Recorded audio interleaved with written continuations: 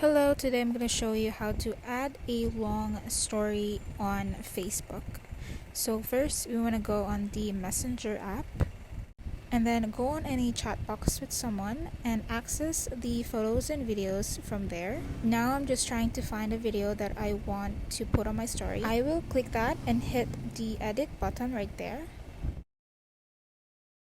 After you do that, you're going to see the your story option. We're gonna click that and hit OK, and it should now upload on your story like it says there, add it to your story. We're quickly gonna check it to see if it is right there, and there you go. Now it is in fact uploading as a story on your Facebook. Just a disclaimer, I don't think this works for iPhones. This only works for Android. But yeah, I hope that helps. Thank you.